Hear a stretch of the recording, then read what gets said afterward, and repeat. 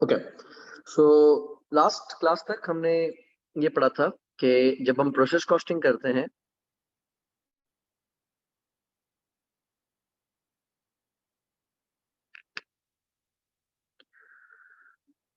तो हमारे इनपुट में से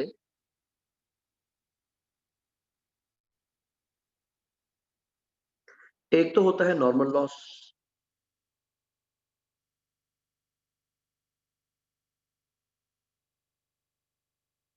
और इसको हम अब तक ये समझ चुके हैं कि जितने भी यूनिट्स, किलोग्राम्स, लीटर्स या जो भी क्वांटिटी हमें पहले से ही एक्सपेक्टेड थी कि जाया होनी है, उसको हम अपना नुकसान नहीं मानेंगे, बल्कि उसका खर्चा हम गुड आउटपुट को चार्ज कर देंगे। दूसरा हमने सेट पढ़ा था इसका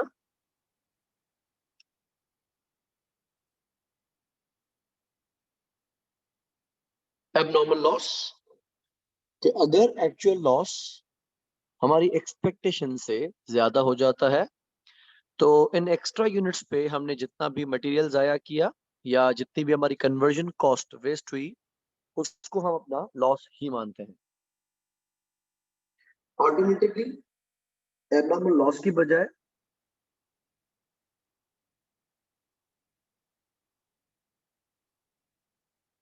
एबनॉर्मल गेन भी आ सकता है कि अगर हमारा एक्चुअल लॉस कम हुआ है हमारी एक्सपेक्टेशन से, तो नॉर्मल लॉस को हम हमेशा एक्सपेक्टेड ही रखेंगे, चाहे एक्चुअल लॉस ज्यादा हो जाए या कम हो जाए, लेकिन नॉर्मल लॉस हमेशा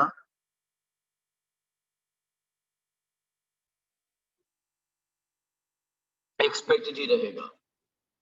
नेक्स्ट हमने देखा था ड्यूरिंग आवर लास्ट क्लास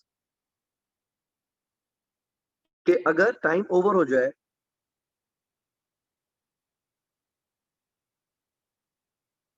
लेकिन प्रोसेस तमाम यूनिट्स पे मुकम्मल ना हो सके, तो अगर by end of the period अगर कुछ यूनिट्स अभी भी प्रोसेस में थे लेकिन टाइम ओवर हो गया, तो that would be closing WIP.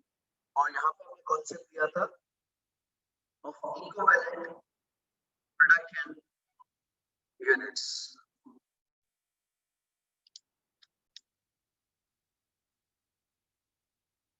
अब हम नेक्स्ट प्रोसेस कॉस्टिंग की स्टेज पे आ रहे हैं,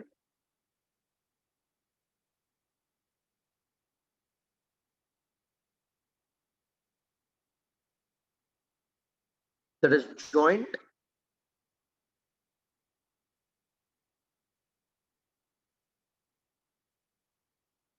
and by products. Joint and by products का क्या पॉइंट है, हम उस पर डिस्कस कर लेते हैं। होता क्या है कि हम कोई भी प्रोसेस जब कैरी आउट करते हैं तो इस प्रोसेस पे हम एक कॉमन रॉ मटेरियल देते हैं, उस पे हम कन्वर्जन कॉस्ट लगाते हैं, यानी इस प्रोसेस पे जो हम खर्चा करते हैं उसको हम नाम देते हैं jointly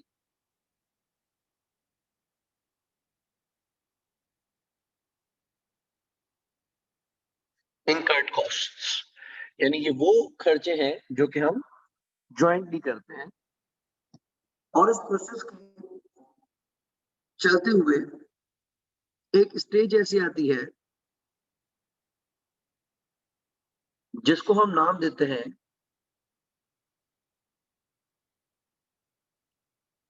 split off point.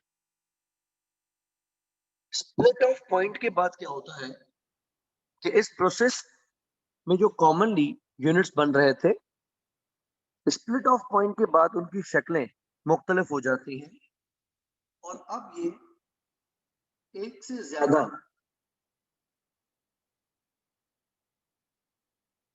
Products की शक्ल अख्तियार कर जाता है।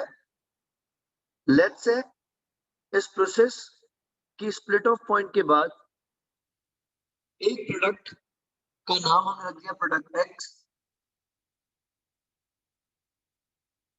एक का हमने नाम रख दिया प्रोडक्ट वाई,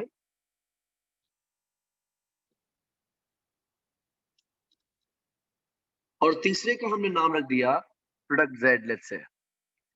अब हमें ये पता करना है कि इन प्रोडक्ट्स की कॉस्ट पर यूनिट कितनी होगी।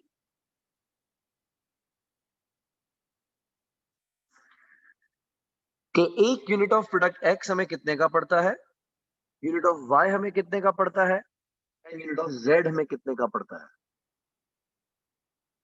हुआ क्या है प्रॉब्लम कि हमने प्रोडक्ट एक्स पे अलग रॉ मटेरियल नहीं लगाया, अलग से लेबर नहीं लगाया, अलग से फैक्ट्री ओवरहेड नहीं लगाया, ना ही ऐसा हमने प्रोडक्ट वाई के साथ किया है और ना ही ऐसा हमने प्रोडक्ट जेड के साथ किया है। हमने सबके साथ बराबर सलूक किया, हम प्रोसेस चलाते गए और प्रोसेस के एक स्टेज आने के बाद होता यह है कि ये 3 अलग-अलग प्रोडक्ट्स बन जाते हैं। मिसाल, अगर एक कंपनी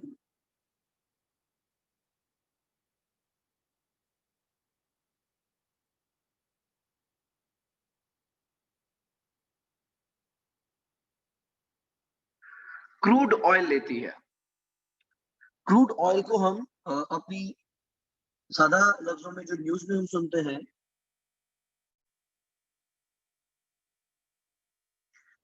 दैट इज़ खाम तेल, रॉ। तो कोई भी कंपनी जो कि पेट्रोल रिफाइन करती है, वो बेसिकली क्रूड ऑयल का रॉ मटेरियल खरीदती है और उसको रिफाइन किया जाता है। अब इसके ऊपर हम खर्चा करते हैं, कन्वर्जन कॉस्ट लगाते हैं, रिफाइनिंग का प्रोसेस चलता है जिसमें लेबर भी काम करेगा, जिसमें फैक्ट्री की मशीन्स भी काम करेंगी और क्रूड ऑयल की शक्ल क्रूड ऑयल जैसी ही होगी। लेकिन जब वो स्प्लिट ऑफ पॉइंट को छुएगा, उसके बाद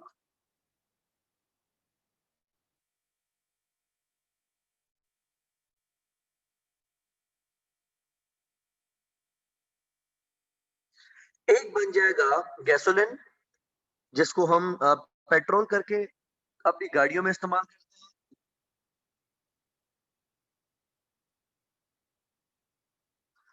हैं। दूसरा बन जाता है डीजल, जो कि अक्सर डिफरेंट इंजन्स में या बड़ी गाड़ियों में यूज किया जाता है।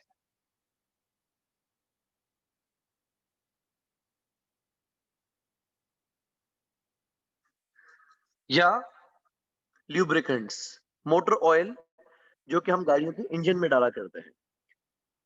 अब हम अगर ये कैलकुलेट करना चाहें कि कंपनी को पेट्रोल कितने का पड़ रहा है, डीजल का 1 लीटर कितने का पड़ रहा है या मोटर ऑयल का 1 लीटर कितने का पड़ रहा है, बेसिकली ये सब रिफाइनिंग का गेम है। इसी तरीके से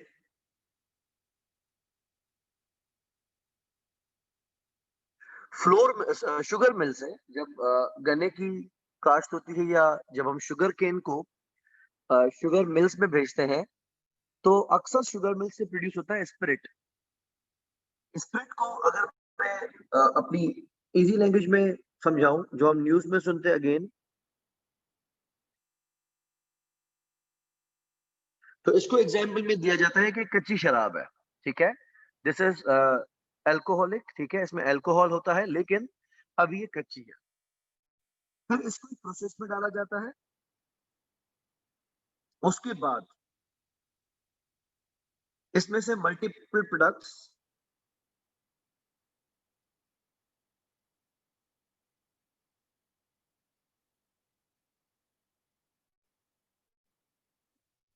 मल्टीपल प्रोडक्ट्स इसमें से बनाए जाते हैं। तो व्हाट इज एक्चुअली हैपनिंग कि हम जो रॉ मटेरियल यूज कर रहे हैं वो कॉमन है, हम जो उन पे खर्चा कर रहे हैं वो कॉमन है, लेकिन एक स्टेज के बाद इन भाइयों में बंटवारा हो जाता है। पता चलता है कि ये एक घर नहीं है, बल्कि ये मुतादिद घर हैं, ठीक है। तो खर्चा पहले अब्बाजी किए जा रहे थे, लेकिन पता चलता है कि हर एक भाई की अलग अलग फैमिली है। तो जब ये अलग अलग होना शुरू हो जाते हैं, तो हमें कैलकुलेट करना होता है कि हमें कॉस्ट पर यूनिट कितनी पड़ती है। तो इनको हम कहते हैं जॉइंटली इनकर्ड कॉस्ट, और हम जॉइंटली इनकर्ड कॉस्ट को किस तरह से प्रोडक्ट्स के ऊपर तकसीम करेंगे, ये प्रोसेस कॉस्टिंग का हमारा नेक्स्ट एरिया है। ठीक है, लेकिन मैंने ऊपर दो अल्फाज लिखे हैं। एक मैंने लिखा है joint product,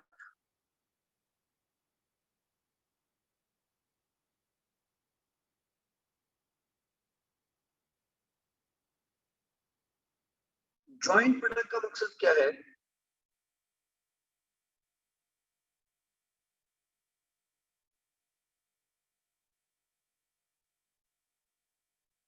this is produced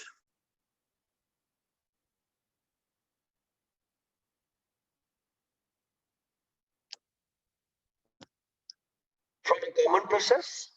ठीक है, कि इनका जो प्रोसेस होगा वो तो कॉमन ही रहेगा,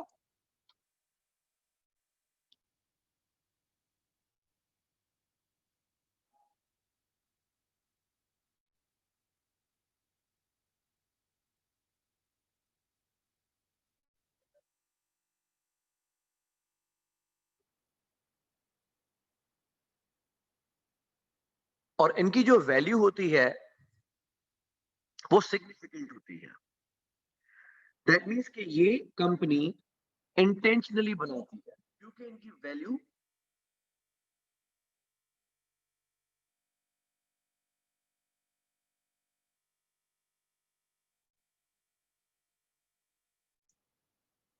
क्योंकि इनकी वैल्यू सिग्निफिकेंट होती है, इस वजह से इनको इंटेंशनली बनाया जाता है, कंपनी अपनी मर्जी से बनाती है। इसको हम कहते हैं जॉइंट प्रोडक्ट।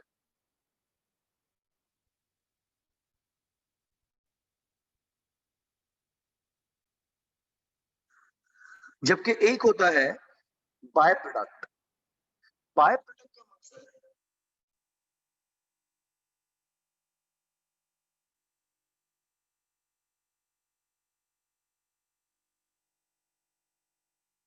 कि इसकी जो वैल्यू होती है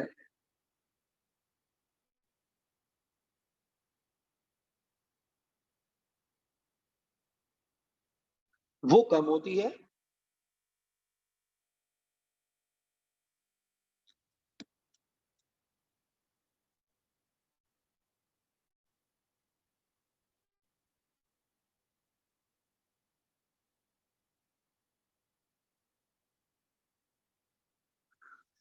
और ये कंपनी इंटेंशनली नहीं बनाती, ये इंसिडेंटली बन जाता है, ये ना चाहते हुए भी बन जाता है, क्योंकि ये हमारे इस प्रोसेस का हिस्सा है। एग्जाम्पल, अगर हम इनपुट करते हैं वीट, ठीक है, गंदम है, हम इस गंदम को लेके जाते हैं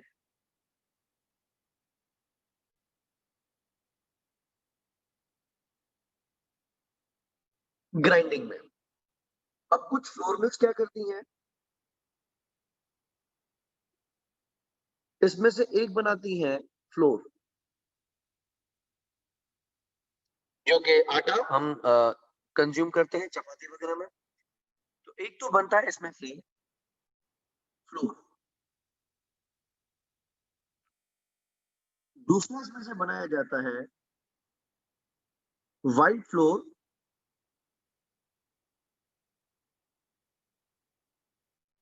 जिसको हम कहते हैं मैदा। तो नॉर्मली बेकरी आइटम्स के अंदर ये भी यूज किया जाता है और इसकी वैल्यू भी ठीक ठाक होती है। तीसरा, इसी गंदम से बनाया जाता है सूजी। सूजी की भी कंजम्पशन बड़ी कॉमन है, इसका अक्सर हलवा बनाया जाता है या स्वीट प्रोडक्ट्स मिठाइयों में इस्तेमाल किया जाता है। तो ये तो तीनों प्रोडक्ट्स ऐसे हैं जो कि कंपनी इंटेंशनली बनाती है, बिकॉज आगे मार्केट में इसकी डिमांड है, और ये कि ये अच्छा खासा पैसा कमा के देती है। लेकिन ना चाहते हुए भी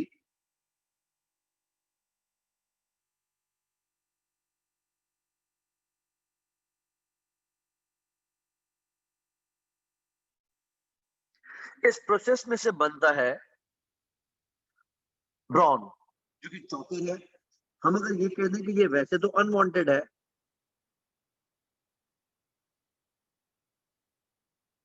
लेकिन हम अवॉइड नहीं कर सकते, इस प्रोसेस में से ब्रॉन यानी चॉकर कंपल्सरी निकलेगा ही निकलेगा। अब ब्रॉन वैसे तो एनिमल फीड में यूज होता है, लेकिन जो डाइट कॉन्शियस लोग हैं वो भी ब्रॉन के बने हुए आइटम्स कंज्यूम करते हैं क्योंकि इसमें रिच सोर्स ऑफ फाइबर है, लेट्स से। बट उसकी वैल्यू उतनी ज्यादा नहीं होती, वो उतना महंगा नहीं बिकता, लिहाजा कभी भी कोई flour mill deliberately, intentionally bran को नहीं बनाती है, लेकिन मजबूरन प्रोसेस का हिस्सा है तो बन जाता है। उसको हम नाम देते हैं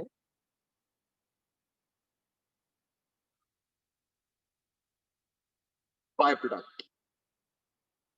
ठीक है, यहां तक चीजें समझ में आ रही है कि हम कोई कॉमन प्रोसेस में कॉमन रॉ मटेरियल और कॉमन कन्वर्जन कॉस्ट इंकर करते हैं।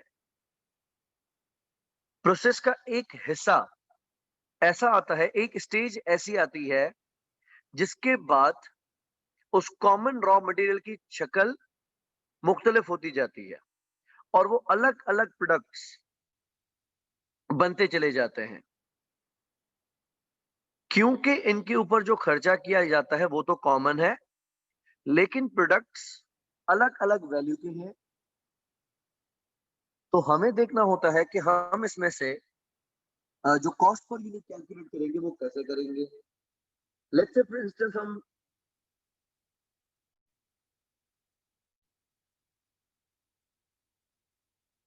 रॉ मटेरियल लेते हैं, milk.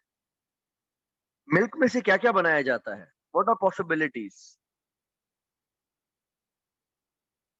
Using common raw material milk, what products possibly can you produce.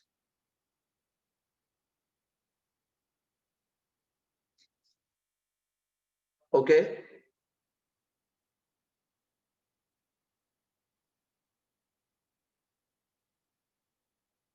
सारा केक बन जाता है डायरेक्टली मिल्क में से, only only from using milk.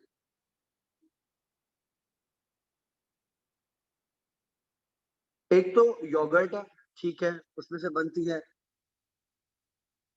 Good Khansa, आपने कहा कि इसमें से पनीर बनाया जाता है, चीज बनाई जाती है, गुड।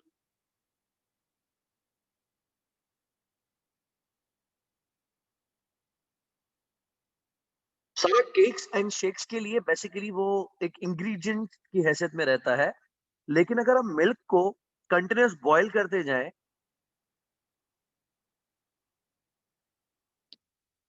या उसी को प्रोसेस किए जाए, तो मिल्क इन इटसेल्फ किन किन चीजों की शक्ल अख्तियार कर सकता है।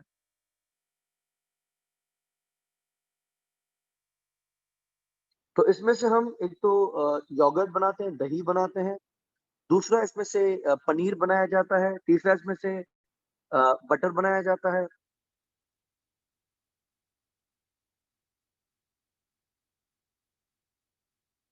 उसके अलावा इसमें से हम बनाते हैं कुकिंग ऑयल या जिसको हम कहते हैं देसी घी। तो ये पॉसिबली मल्टीपल प्रोडक्ट्स हैं जो कि एक ही कॉमन प्रोसेस में से, जो कि बॉइलिंग प्रोसेस है, तो एक ही रॉ मटेरियल को अगर आप लगातार बॉयल किए जाएं या उसको फर्दर रिफाइन करें, तो उसमें से क्या क्या चीजें बनाई जा सकती हैं। अब प्रॉब्लम क्या आ रही है कि एक तो है जॉइंट प्रोडक्ट जो कि कंपनी इंटेंशनली बनाती है, और दूसरा है बाय प्रोडक्ट जो कि ना चाहते हुए भी बन जाता है। तो हमारा सर का दर्द इस पूरे प्रोसेस में क्या है कि हम कॉस्ट पर यूनिट कैलकुलेट करेंगे। How should we treat the joint products. हम क्या करेंगे कि जो जॉइंटली इंकर्ड कॉस्ट्स हैं,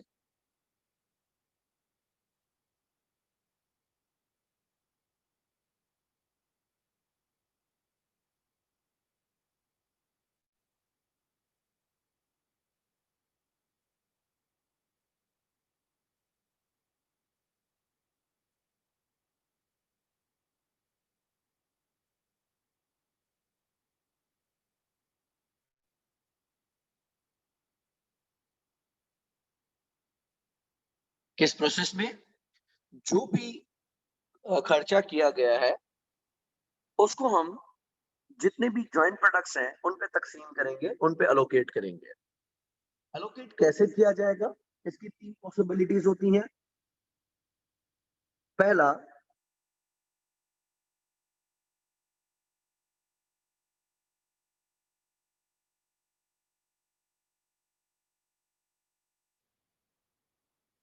हम इस खर्चे को वॉल्यूम के बेसिस पे तकसीम करते हैं कि जिसका जितना वॉल्यूम प्रोड्यूस हुआ है उस बेसिस पे इसको डिवाइड कर दिया जाए।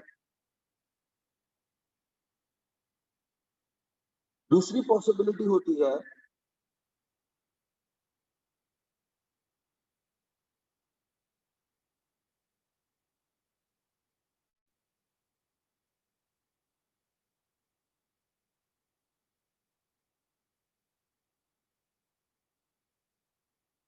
Sales value at split off point,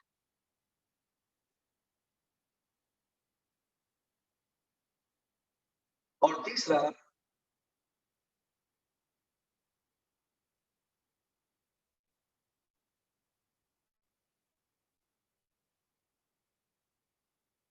net realisable value basis.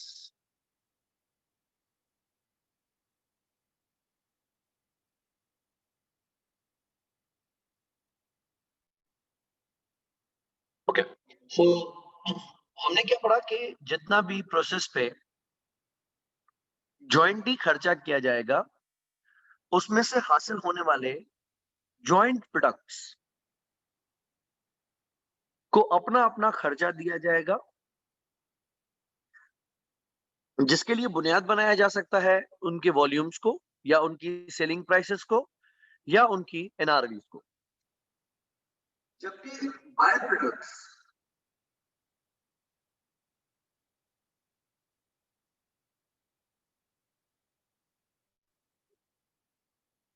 क्योंकि कंपनी ना तो इंटेंशनली बनाती है और ना ही ये अपना खर्चा रिकवर कर सकते हैं, तो इसकी दो पॉसिबल ट्रीटमेंट्स होती हैं।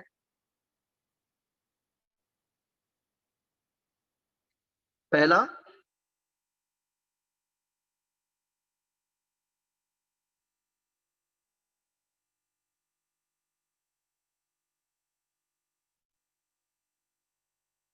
कि इसको नॉर्मल लॉस की तरह ट्रीट करें। नॉर्मल लॉस को ट्रीट हम किस तरीके से करते हैं कि उनको खर्चा नहीं देते, बल्कि उनमें से हासिल होने वाले जो भी स्क्रैप वैल्यू होती है या जो भी प्रोसीड्स होती हैं उसको हम प्रोसेस कॉस्ट में से माइनस कर दें। या दूसरा ऑप्शन ये है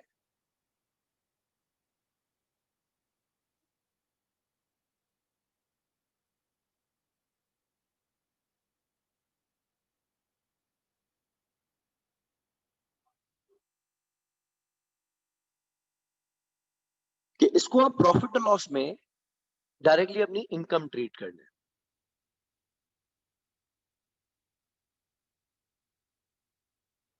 यहां तक किसी को कोई भी कंफ्यूजन या डाउट्स है तो क्लियर कर लें, अदरवाइज हम इसका कुछ क्वेश्चन बना के सॉल्व कर सकें ताकि चीज बेहतर तौर पे समझ जाए। कॉन्सेप्चुअली किसी को कोई भी कंफ्यूजन हो?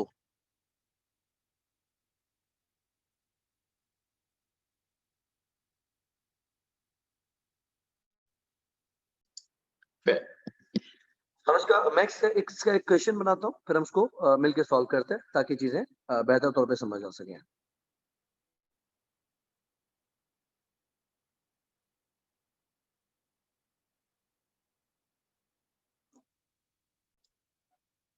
ओके, क्वेश्चन मैंने क्या बनाया है कि एक कंपनी है सेंस लिमिटेड, जो कि एक ही ब्लेंडिंग प्रोसेस में से जिसमें लिक्विड एक्स इनपुट किया जाता है उसमें से 3 तरह के लिक्विड्स बनाए जाते हैं।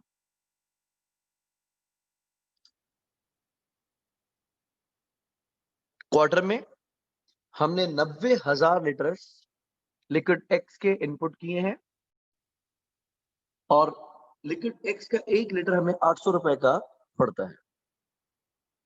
उसके अलावा हमने इस पे लेबर एंड फैक्ट्री ओवरहेड्स यानी जिसको हम कन्वर्जन कॉस्ट कहते हैं 78 मिलियन की वो भी इंकर की है।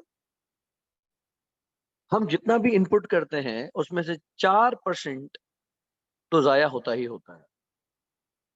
लेकिन प्रोसेस के आखिर में जब क्वार्टर खत्म होता है तो हमने 3 तरह के लिक्विड्स बनाए, liquid R, S and T, और इनकी क्वांटिटीज ये हैं।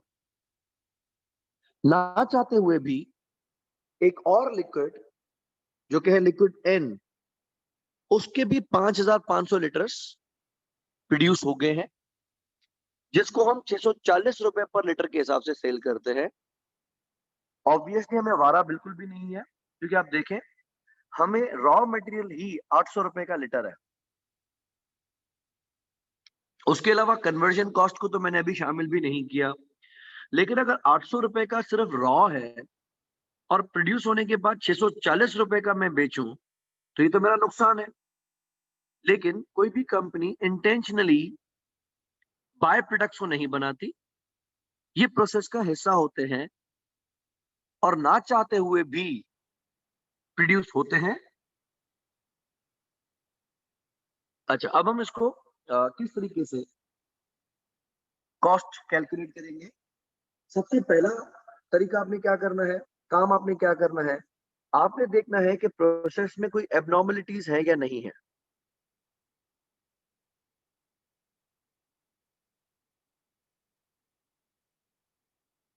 उसके लिए हम देखेंगे प्रोसेस का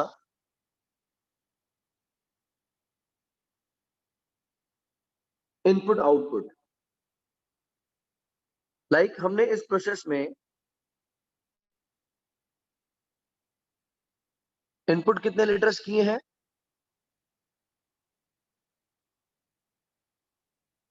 90,000 लीटर्स।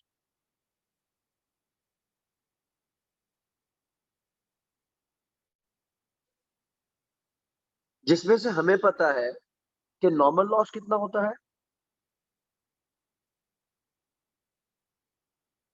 3%।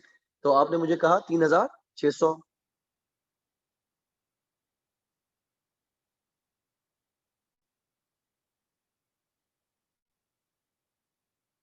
4% है, सॉरी।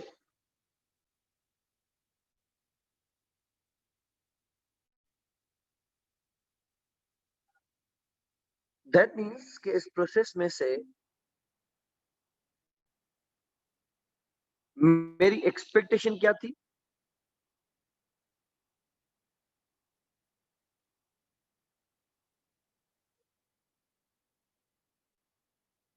टू ऑब्टेन, यस मिला है, आपका मिला है, मैसेज मिला है बिल्कुल। That is 86,400 litres.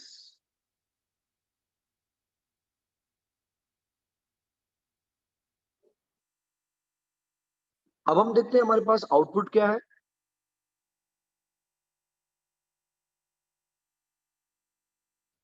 आउटपुट में एक आगे हमारे सामने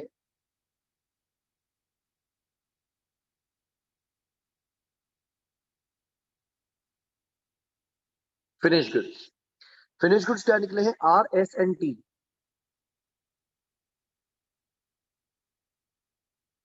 आर के कितने केजी या लीटर्स हमने बनाए हैं, 36,000,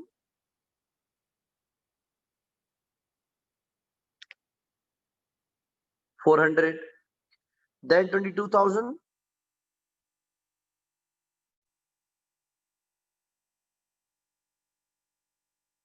500, and then 22,000।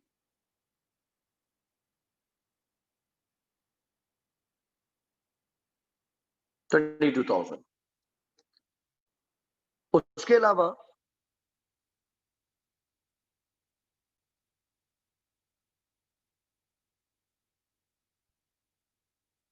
एक बाय प्रोडक्ट बनाया है लिक्विड एन, उसके कितने के लीटर्स बने हैं,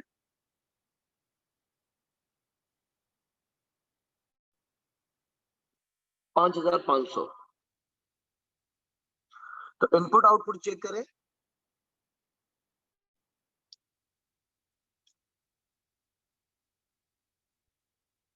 बैलेंस्ड है।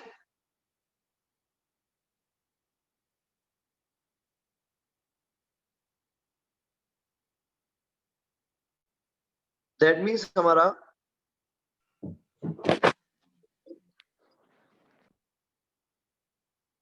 एबनॉर्मल लॉस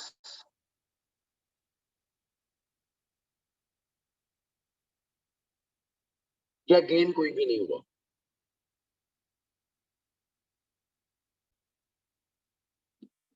अब हम कैलकुलेट करते हैं प्रोसेस कॉस्ट।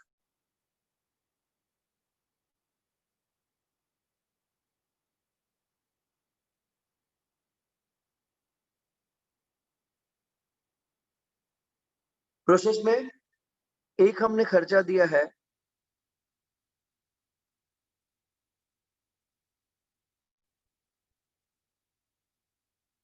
डायरेक्ट मटेरियल का। डायरेक्ट मटेरियल के हमने कितने केजीज या कितने लीटर्स यूज किए हैं? 90,000। और 1 लीटर है 800 रुपए का, तो कितने बने?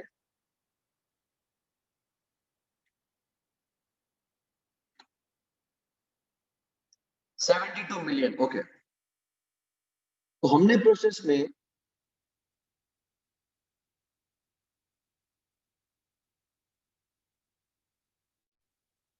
72 मिलियन की मटेरियल कॉस्ट इंकर की है और कन्वर्जन कॉस्ट कितनी बताई है?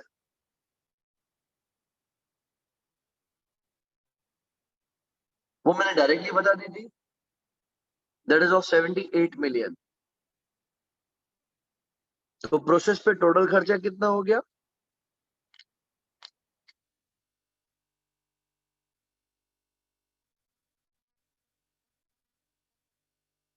150 मिलियन।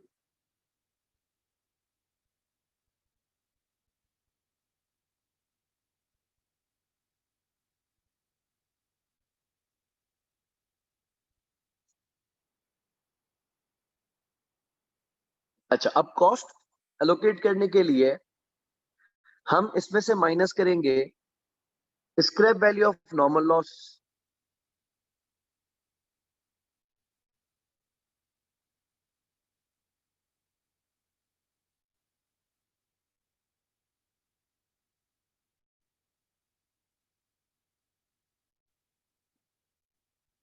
नॉर्मल लॉस के हैं 3,600 लीटर्स, लेकिन उसकी स्क्रैप वैल्यू कोई भी नहीं है। नॉर्मल लॉस की स्क्रैप वैल्यू कोई भी नहीं है।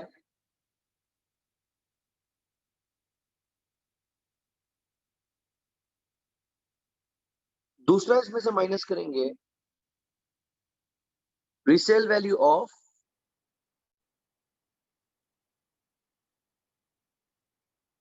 By product.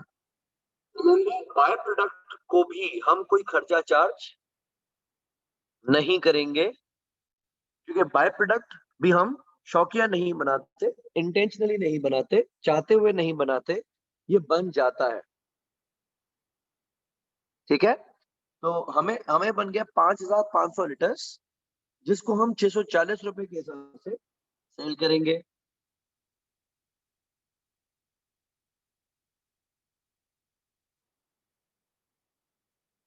तो मनाहल ने इसकी वैल्यू बताई है 3,52,000। एक जीरो शॉर्ट है। हाँ, सारा और देश इज 3,520,000। ठीक है,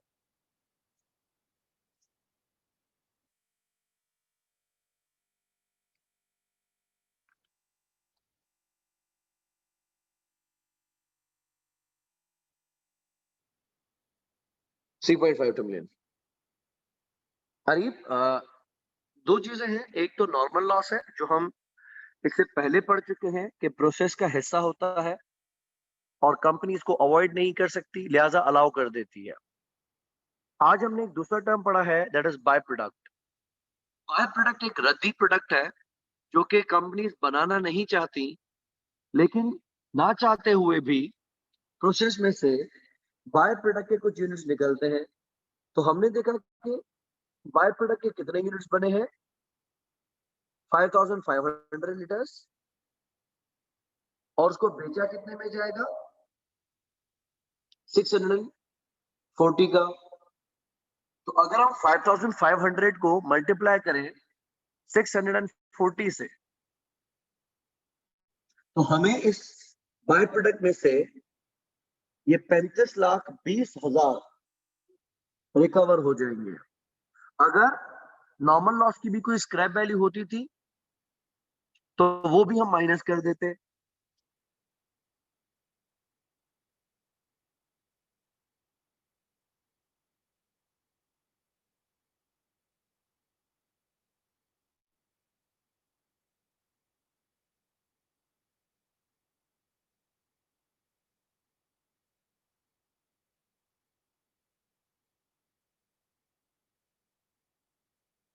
ज्वाइंट इंकर्ड कॉस्ट कितनी है, 14,648,000।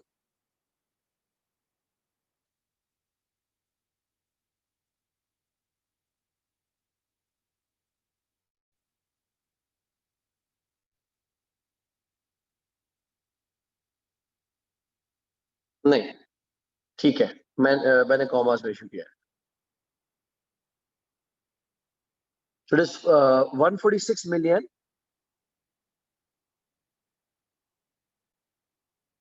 480,000।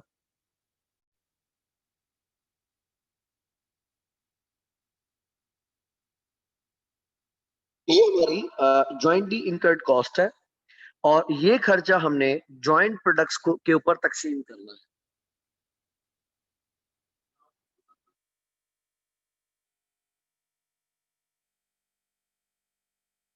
पहला,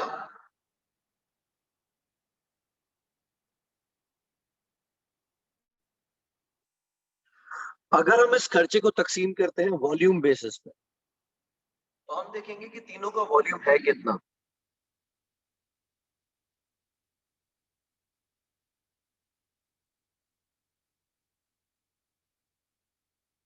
इन तीनों को प्लस करें,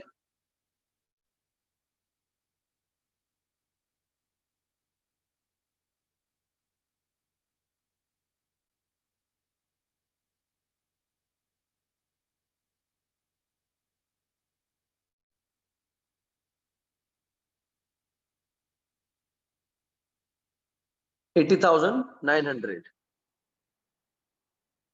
तो हमारा टोटल आउटपुट है 80,900,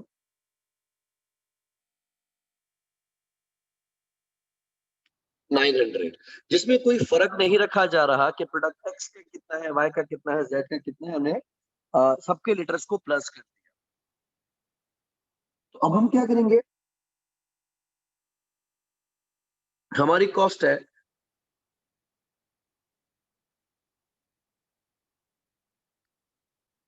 146,480,000। इसको हम डिवाइड करेंगे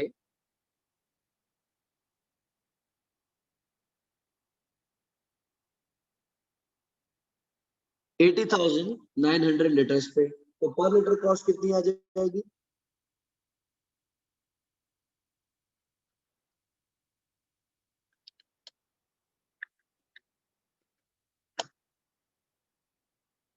ठीक है, आपने कहा 1810.63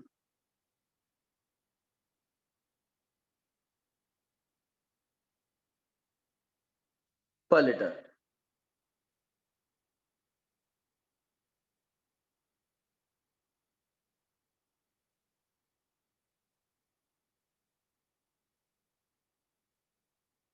हम ये कॉस्ट दे देंगे प्रोडक्ट आरएसटी को, तो 1810.63 मल्टीप्लाइड बाय प्रोडक्ट आर के कितने आउटपुट है, यूनिट्स है 36,400।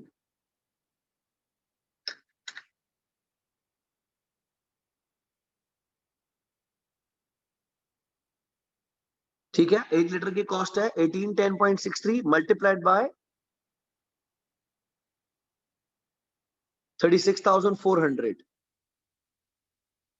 65,906,000.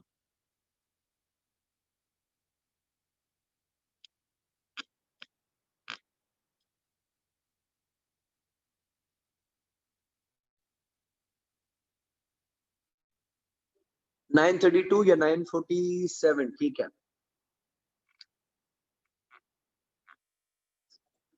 सारा का जो आंसर है ये फुल फिगर्स में है, यानी इसको राउंड अप नहीं किया गया, तो दैट इज फाइन।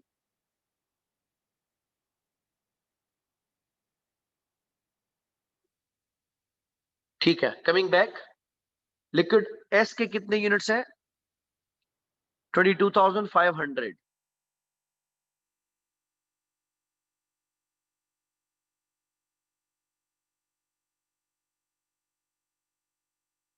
अगर कॉस्ट पर लीटर सेम है 1810.63, तो ये आपने खर्चा बताया 40,739,000।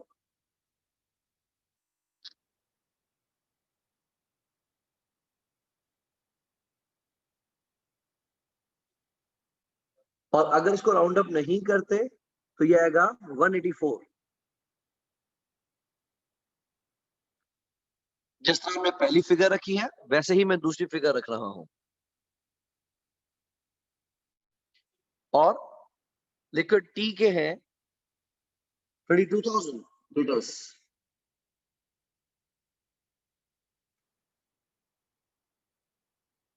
तो ये है 39,833,000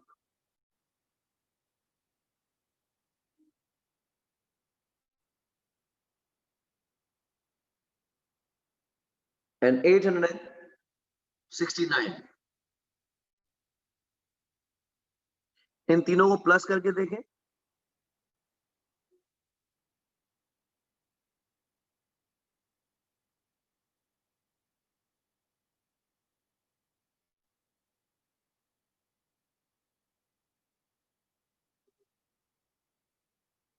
राउंड अप का आई एम टेलिंग यू कोई इशू नहीं है। किसी ने अगर राउंड अप की वजह से आंसर को आगे पीछे किया भी तो एक्सेप्टेबल है, कोई परेशानी नहीं है। इन तीनों का टोटल क्या बनता है?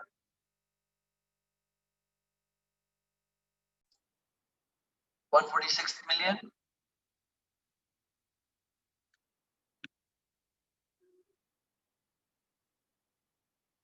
480,000।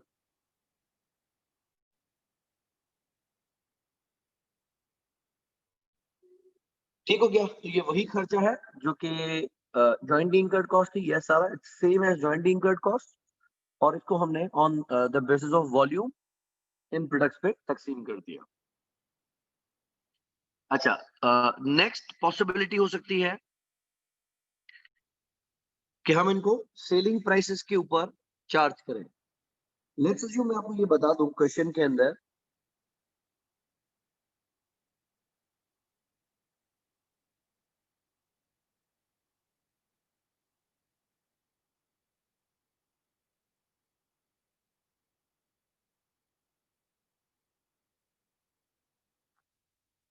that selling price of liquid R is 2,400,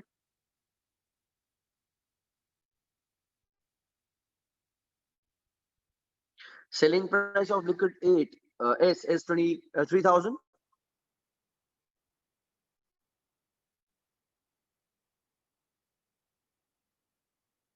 and selling price of liquid T is 2,100।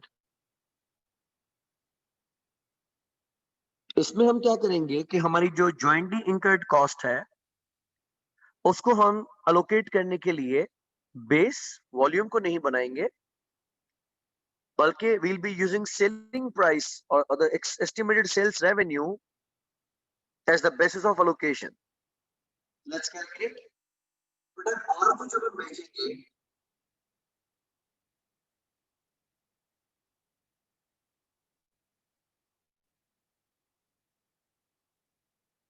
तो उसमें से हम कितना रेवेन्यू कमा सकते हैं?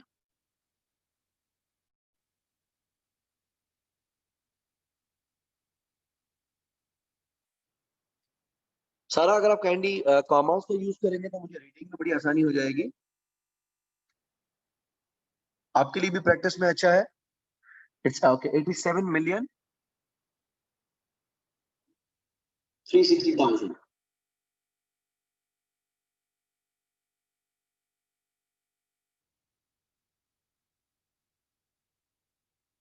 Fair. For product S,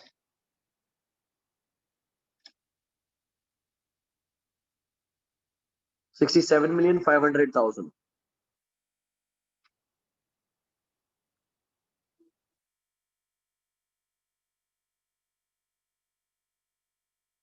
Fair. Lastly, product T,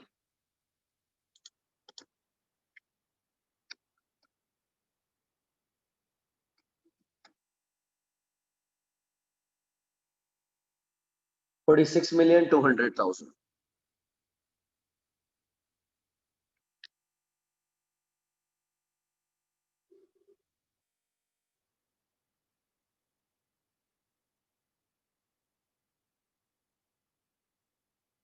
तीनों का टोटल कितना है?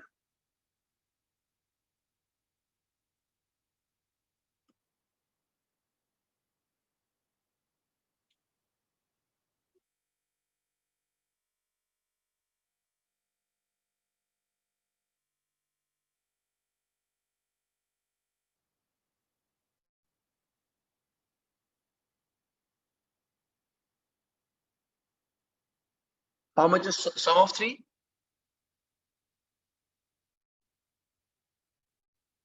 201 million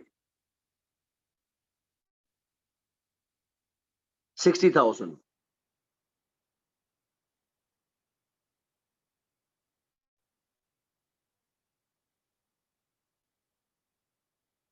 Okay.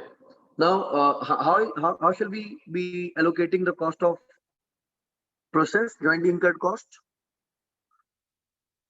on the basis of sales volume? Yes, sales revenue.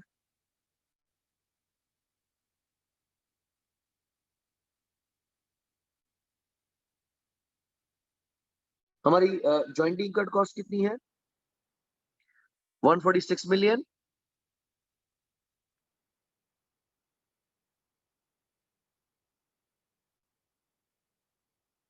480,000. इसको हम डिवाइड करेंगे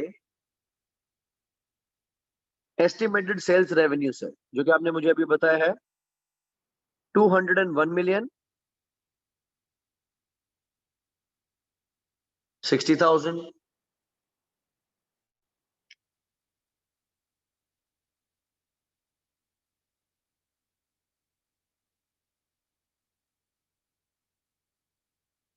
और उसको मल्टीप्लाई करेंगे हम प्रोडक्ट आर, एस और टी के रेवेन्यू से. आर का रेवेन्यू आपने मुझे बताया 87.36 मिलियन.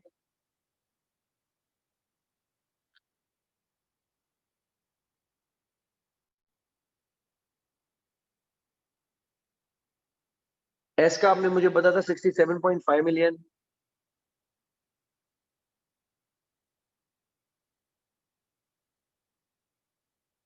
And 46.2 million. ऐसा ही थे तीन.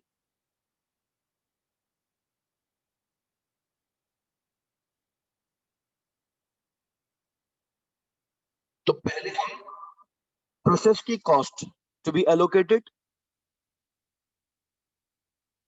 को हम डिवाइड कर रहे थे वॉल्यूम से. अब हम उसके रेवेन्यू से डिवाइड करेंगे. Yes, make sense Manahil. आप कह रहे हैं कि हम इसको 0.73 पर डॉलर कह दें, या सारा आपने इसको बताया 72.8. फेयर एनफ चलेगा. इसको अगर आप परसेंटेज में भी रखते हैं तो कोई इशू नहीं है. लाइक आपने क्या किया, जॉइंटली इंकर्ड कॉस्ट को रेवेन्यू से डिवाइड कर दिया, तो आपने एक परसेंटेज निकाल ली 72.8%, और उसको आप रिस्पेक्टिवली मल्टीप्लाई करते चले गए तो भी चलेगा. बस कोशिश करनी है कि राउंड अप का डिफरेंस बहुत ज्यादा ना आ जाए. तो 146.48 डिवाइडेड बाय 201.06, तो आपका आंसर आ रहा है 72.85%.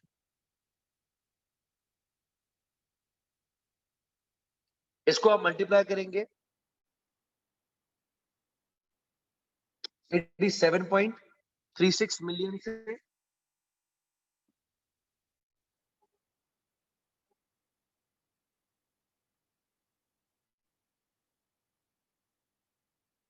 तो हमारी कॉस्ट टू लिक्विड आर कितनी आ जाएगी? 63 मिलियन।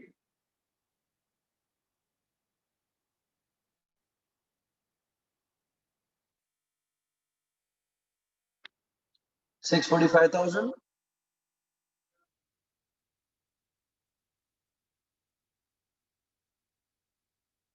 145। ठीक है साहब।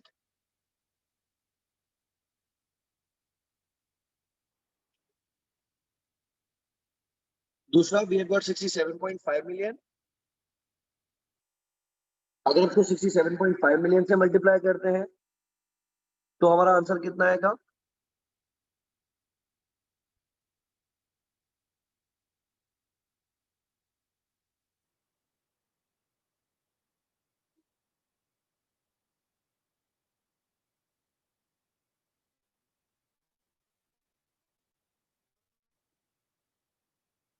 So it's 49 million 176,365 rupees. Fine.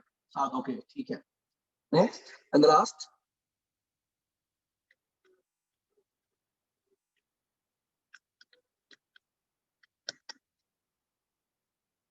Product T को कितना चार्ज होगा?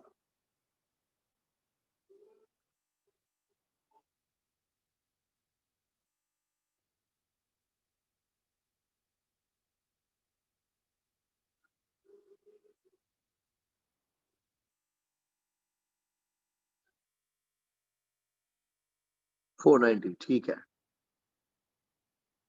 तीनों को प्लस करें।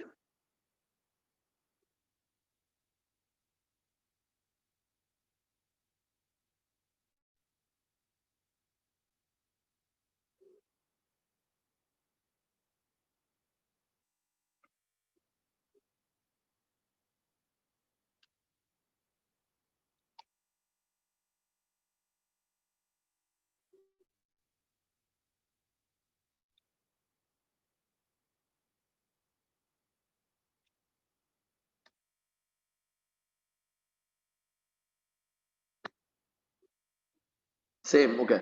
So it's 14 million, sorry, 146 million.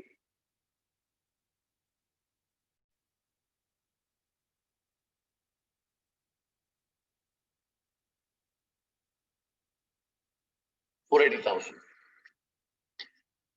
यहाँ तक किसी को कोई कंफ्यूजन?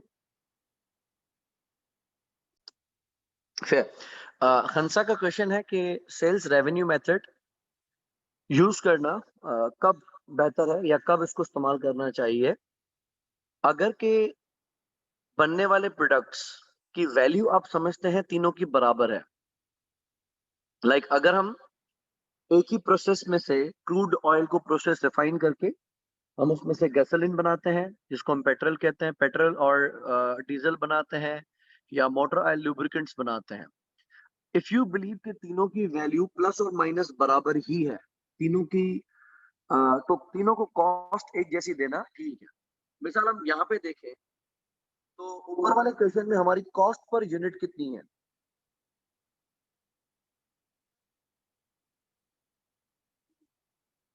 1810। लाइक अगर अब मैं यहाँ पे कैलकुलेट करना चाहूँ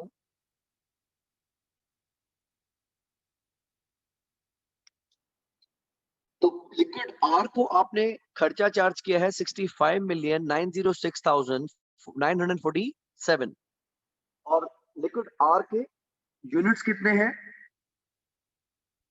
36,400। तो आप क्या करें, इसको डिवाइड करें 36,400 लीटर से।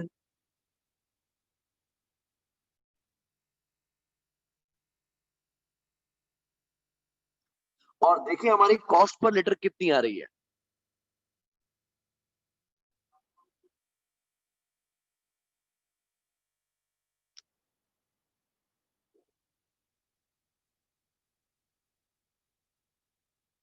वॉल्यूम बेसिस पे जो हमने खर्चा चार्ज किया है लिक्विड आर को, that is 65,906,947 and this is for 36,400 liters।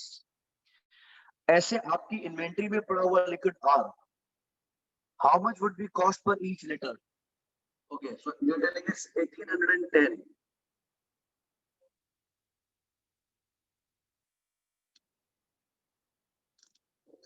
0.63. हम सेम देखते हैं फॉर लिक्विड एस। एस के यूनिट्स कितने हैं? 22,500। मैं इसको डिवाइड करता हूं बाय 22,000।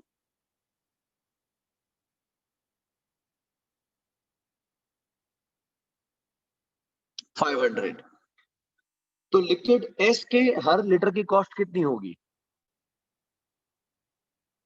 सेम 1810.63।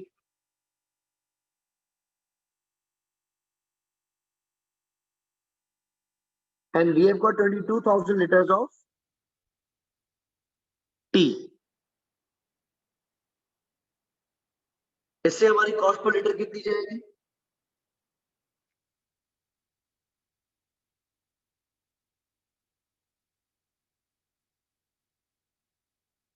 सेम। यानी अगर हम वॉल्यूम बेस पे कॉस्ट अलोकेट करते हैं तो व्हाट वी आर ट्रीटिंग इसके हर प्रोडक्ट की कॉस्ट पर यूनिट सेम है। अगर क्या आप समझते हैं कि तीनों की वैल्यू सेम होगी and these 3 or 4 joint products will be having relatively same value, तो volume based cost allocation can be justified। लेकिन हम सेम यहां पे देखते हैं। लिक्विड आर के यूनिट्स हैं 36,400।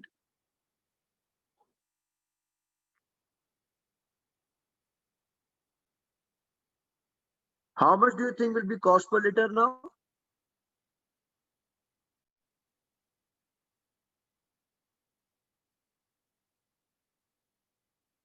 Using sales revenue basis, how much would be the cost per liter for liquid S? Saad is telling me 1748.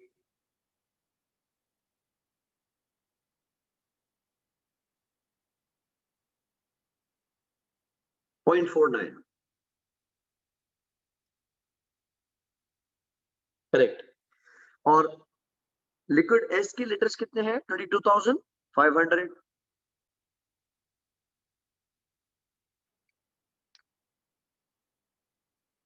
Then how much would be the cost per liter for product for liquid S? 2185।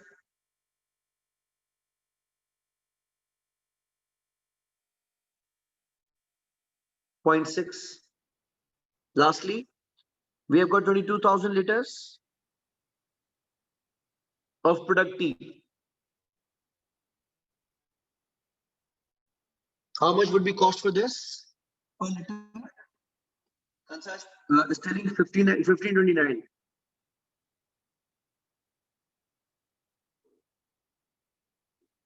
0.93। यहाँ पे आप observe कर सकते हैं कि हमारी cost per litre for all 3 products is not same. सबसे महंगा प्रोडक्ट कौन सा लग रहा है आपको? Obviously liquid S. और सबसे सस्ता कौन सा है?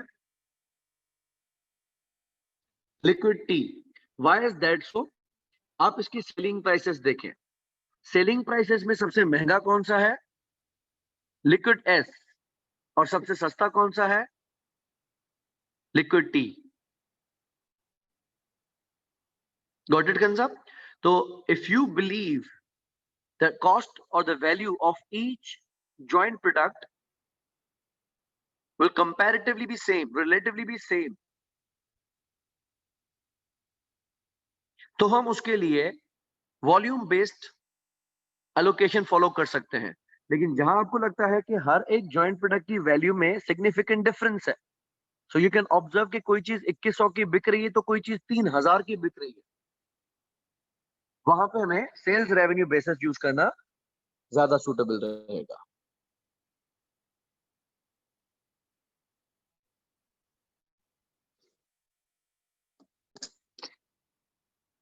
ओके, क्वेश्चन मैंने बनाया है जिसमें वी कैन सी के अक्टूबर के महीने में हमने 170,000 लीटर्स का इनपुट किया है।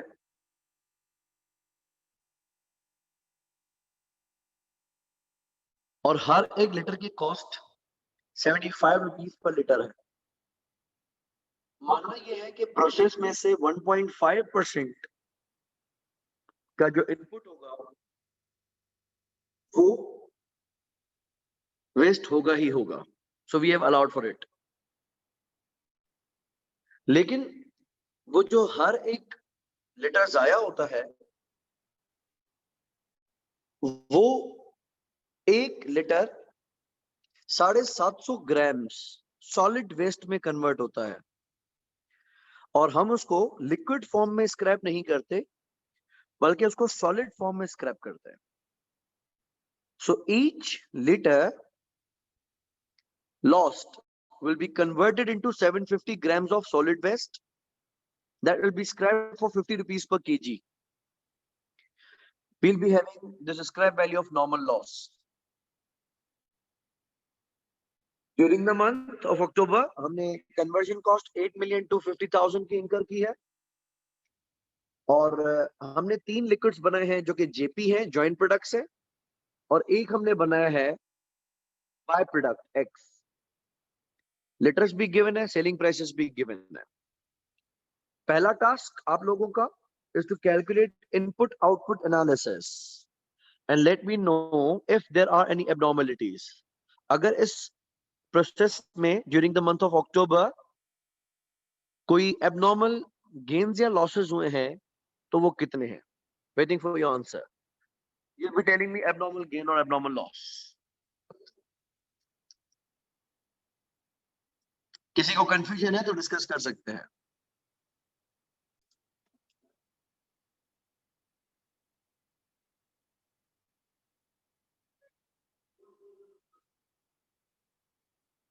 इनपुट हमने कितना किया है? It's 170,000 liters.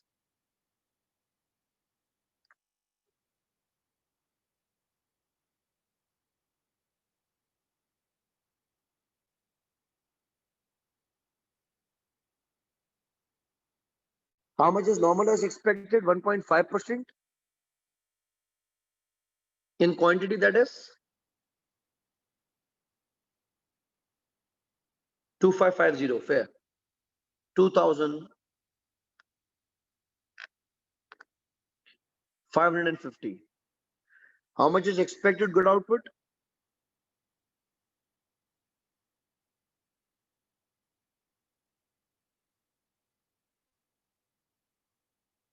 One lakh 67,450. Fair. Then हम आते हैं आउटपुट की तरफ।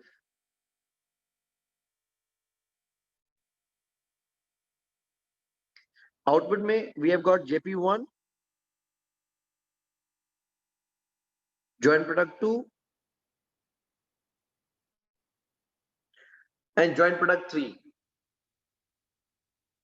JP1 के हो गए 77,450,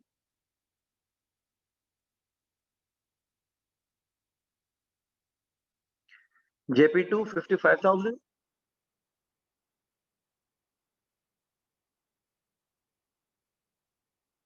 and 27,000 JP3.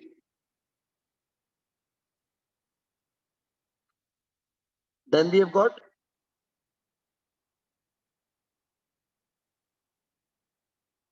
byproduct X and the quantity is 8,000. How much is abnormal gain or loss?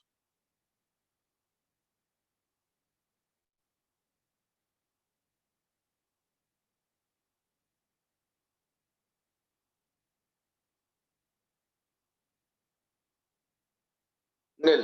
Fair enough. Next task आपने प्रोसेस कॉस्ट कैलकुलेट करनी है। उसमें से नॉर्मल लॉस की स्क्रैप वैल्यू माइनस करनी है और बाय प्रोडक्ट की रीसेल वैल्यू माइनस करनी है। Then you have to tell me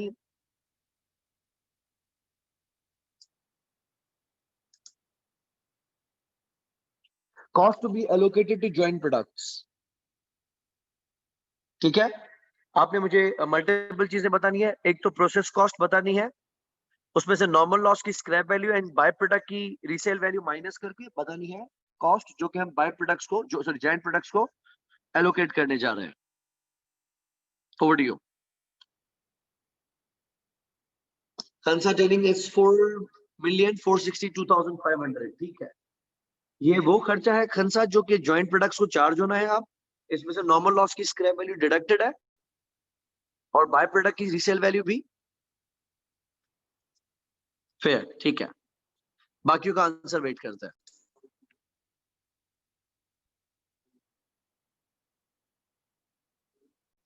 okay, ठीक है Manhal, got your answer. Solve करके देखते हैं।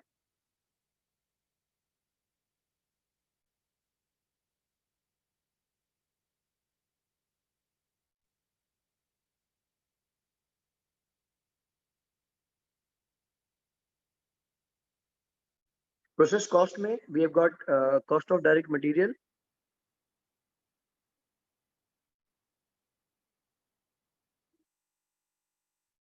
and we have got conversion cost,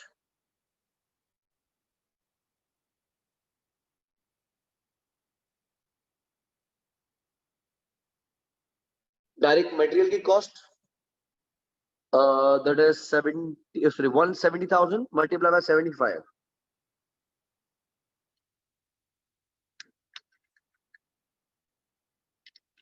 $170,000 multiplied by 75, 12,750,000। ठीक है sir.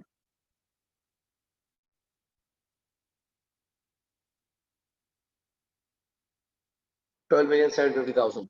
And how much is conversion cost?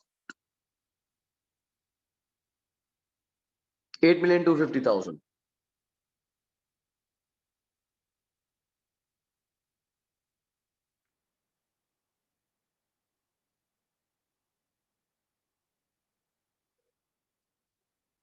Total of these both is 21 million.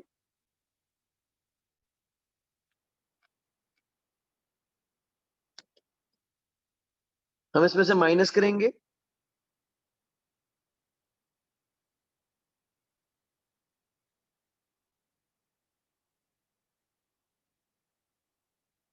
Scrap value of normal loss. Normal loss का volume आपने calculate किया है 2550,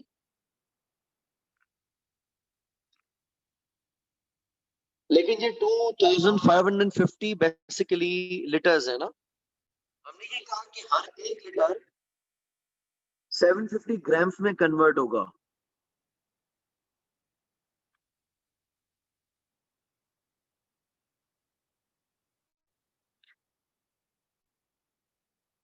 और हर किलोग्राम की value 50 rupees है।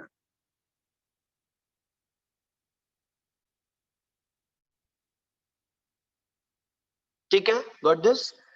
550 correct. ठीक है मनाहल की कैलकुलेशन ये है कि हम 2550 लीटर्स को मल्टीप्लाई कर दें 750 ग्राम्स में,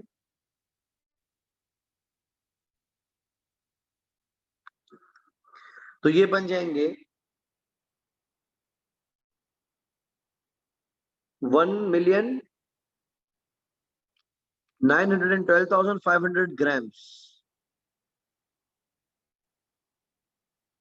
लेकिन जो हमें 50 रुपए का रेट गिवन है वो किलोग्राम का रेट है, तो या तो इसको किलोग्राम्स में कन्वर्ट कर दें या फिर रेट को पर ग्राम लेके आए। अगर उसको 1000 से डिवाइड करते हैं तो ये बनेंगे 1912.5 kg।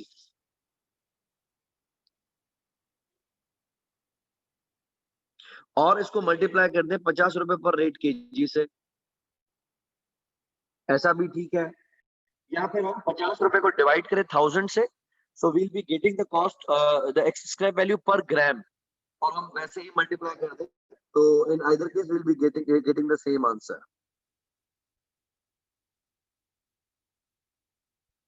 ठीक है, कितनी आ रही है scrap value? 95,625।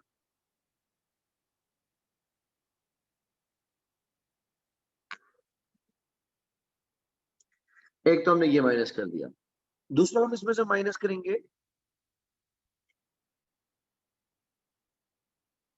resale value of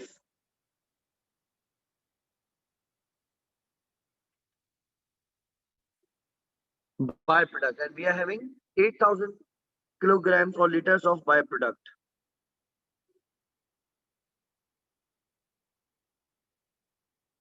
That is supposed to be sold out for 70 rupees per liter.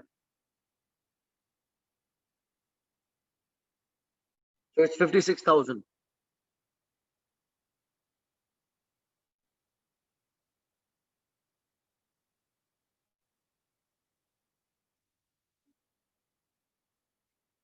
Okay. Sarah, so you're telling it's 2,344,000, 20 million. 20 million.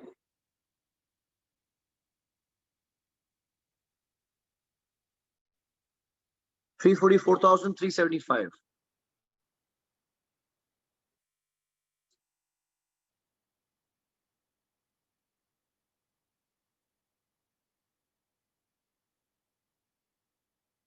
ठीक है, खंसा आपने वेरीफाई कर लिया answer?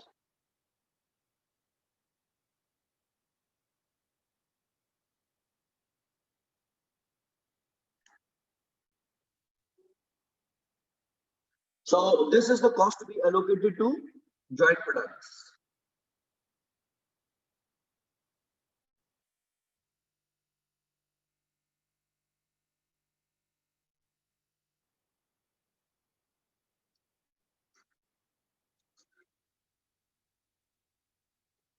Okay, so it's 5,60,000. Correct. Manaher, it is not 56,000, it's 5,60,000.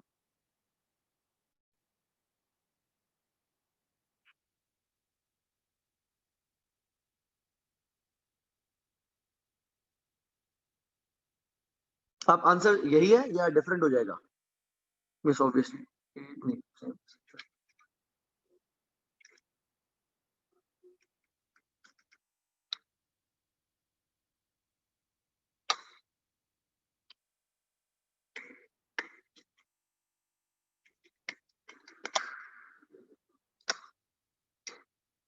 20 million 340.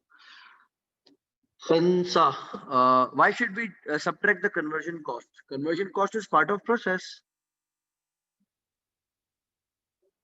Conversion cost भी तो jointly incurred cost है ना? That is supposed to be allocated to joint products.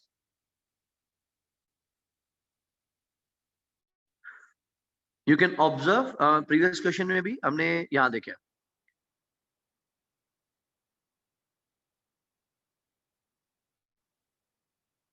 Khansa, why should we subtract? Conversion cost is the cost that is supposed to be allocated to joint products. Why should we subtract?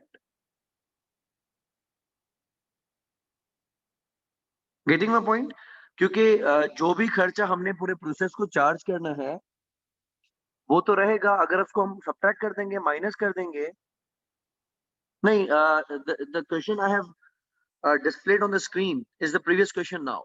You can see here, हमारी last question में material cost was 72 million and conversion cost was 78 million. So the total process cost was 150 million.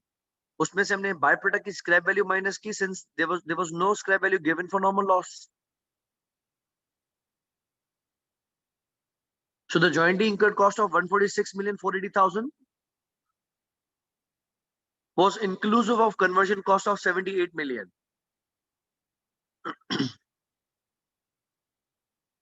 Got it ना? Okay, fair, not an issue. अच्छा, अब हमने volume base पे करना है.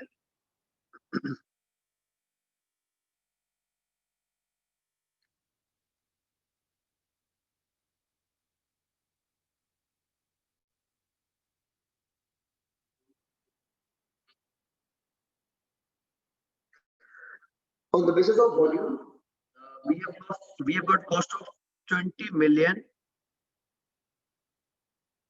344,000 375 divided by volume is 7,450.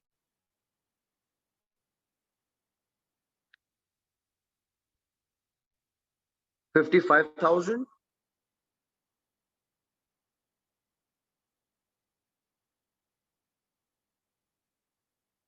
and 27,000.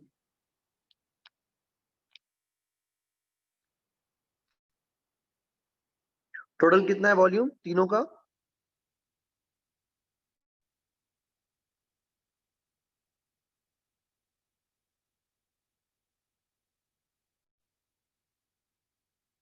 Okay, तीनों का total कितना आ रहा है?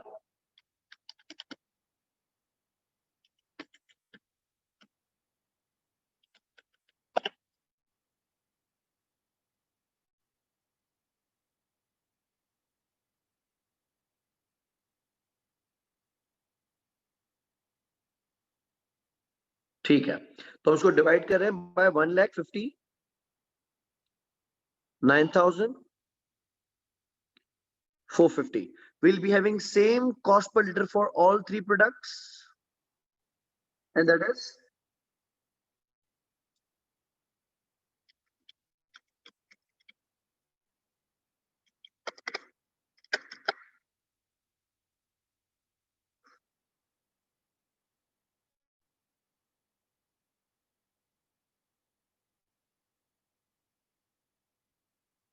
127.59.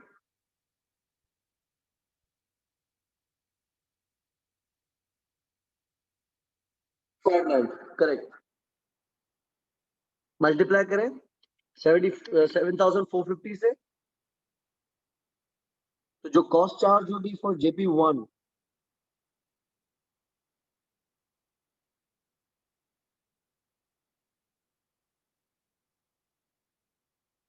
9,881,918 full figures, huh?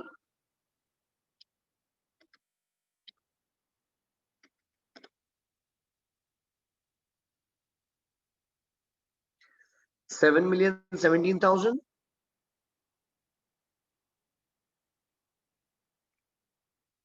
502.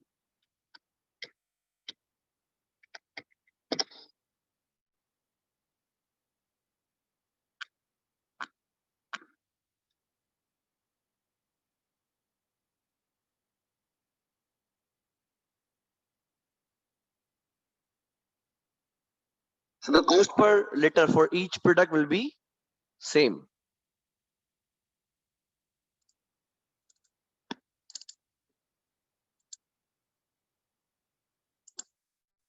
अच्छा, ऑल्टरनेटिवली हम क्या कर रहे थे? दूसरा ऑप्शन हमारे पास था based on sales revenue.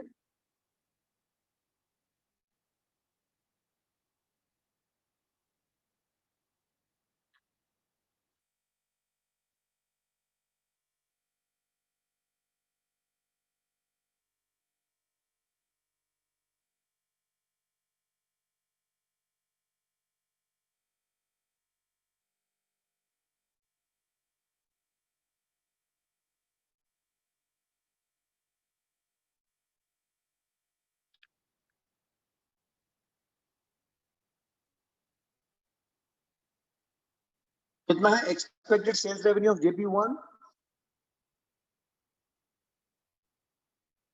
77,450 multiplied by 220.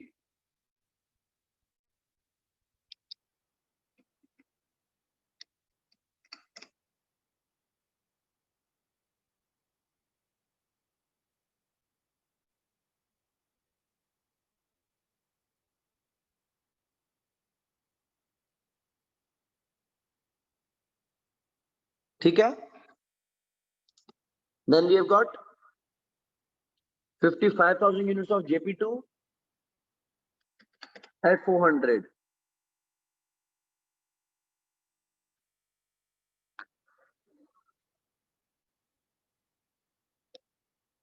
And lastly 27,000 liters of JP3 supposed to be sold for 310 each. 8,370,000 था. ठीक है, साथ इन सबका टोटल कितना है?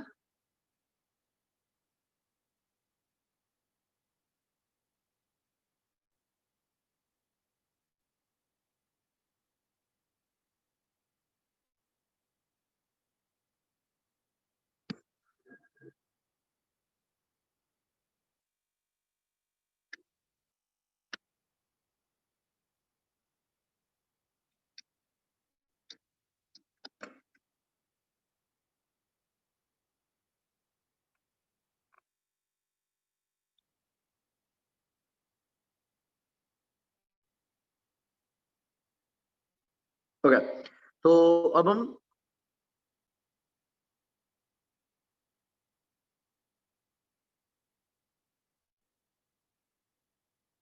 इनको कॉस्ट चार्ज करेंगे। जो हमारी जॉइंटली इंकर्ड कॉस्ट है दैट इज 20,344,000।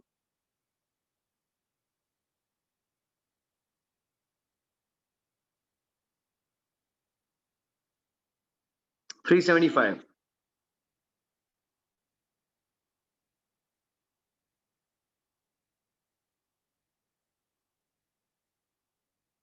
तो हम क्या करेंगे,